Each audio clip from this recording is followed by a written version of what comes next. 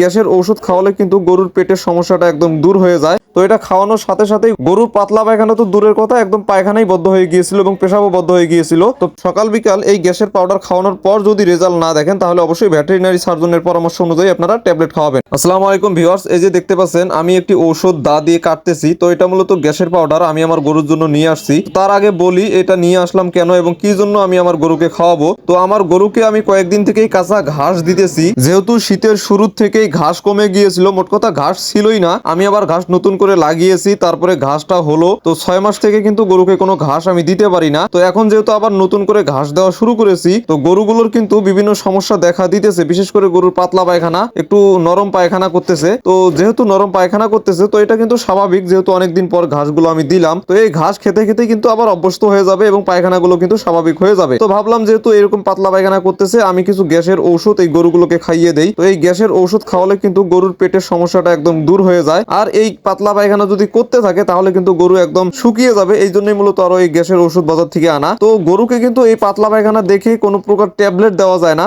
তো অনেকেই কিন্তু এই ভুলটি করে থাকে, যে সেটা হচ্ছে যে যখনই দেখে যে গরু পাতলা পায়খানা করতেছে বাজার থেকে ট্যাবলেট এনে খাইয়ে দেয়। 4-5 দিনের ঘটনা, আমার চাচার একটি গরুর পাতলা পায়খানা হয়েছিল। তো ফার্মেসিতে গিয়ে এই পাতলা পায়খানার কথা বললে তো সালফা-3 এবং র্যানামাইসিন ট্যাবলেট দিয়েছিল। তো এটা খাওয়ানোর সাথে সাথে গরুর পাতলা পায়খানা তো দূরের কথা, একদম পায়খানাই বদ্ধ হয়ে গিয়েছিল এবং পেশাবও বদ্ধ হয়ে গিয়েছিল। তো প্রায় 8-10 ঘন্টা গরুটি কোনো পায়খানা করেনি। তো আমাকে এসে বলছিল, তো আমি ম্যাকভেট প্লাস একটি ঔষধ নিয়ে দিয়েছিলাম, এর সাথে নাভা ডাইজেস্টিভ নিয়ে দিয়েছিলাম। তো এটা খাওয়ানোর পর মোটামুটি 1.5-2 ঘন্টা পরেই এই গরুটা স্বাভাবিক হয়ে গিয়েছিল। এই জন্যই বলি গরুর পাতলা পায়খানা দেখা মাত্রই আপনারা ভুল করে ট্যাবলেট খাওয়াবেন না, আগে যে গ্যাসের ঔষধগুলো এগুলো খাইয়ে দেখতে পারেন। তো সকাল বিকাল এই গ্যাসের পাউডার খাওয়ানোর পর যদি রেজাল্ট না দেখেন তাহলে অবশ্যই ভেটেরিনারি সার্জনের পরামর্শ অনুযায়ী আপনারা ট্যাবলেট খাওয়াবেন। আর পাতলা পায়খানা তো বিভিন্ন কারণে হতে পারে। তো যেহেতু আমার এই গরুগুলো ঘাস খাওয়ার কারণে পাতলা পায়খানা করতেছে, তো এটা তেমনটা সমস্যা না। এই যে গ্যাসের পাউডারগুলো আমি খাওয়াচ্ছি, তো এগুলো খাওয়ালেই কিন্তু ঠিক হয়ে যাবে।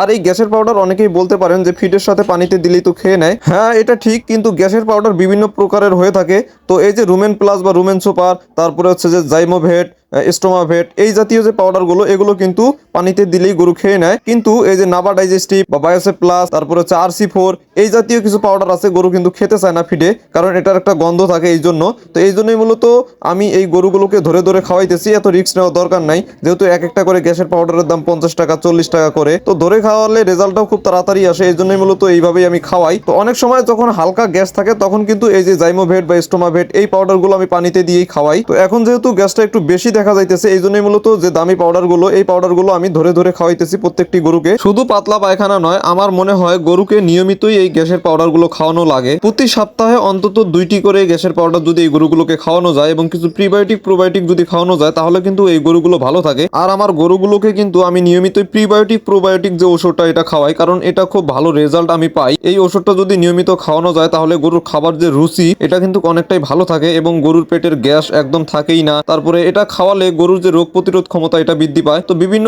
সাইড দিয়ে কিন্তু এই ওষুধটার উপকার আছে। তো আপনারা যারা গরু ছাগল লালন পালন করেন, আপনারা এই প্রিবায়োটিক প্রোবায়োটিক ওষুধটা নিয়মিতই গরুকে খেতে দিবেন। আর এই ওষুধগুলো যদি আপনারা নিয়মিত গরুকে খেতে দেন, এর উপকার কিন্তু আপনারা নিজেরাই বুঝতে পারবেন। তো সকালবেলা গরুগুলোকে গ্যাসের ওষুধ খাইয়ে দিলাম, আবার বিকেলে খাওয়াবো। আজ এই পর্যন্তই, আল্লাহ হাফেজ।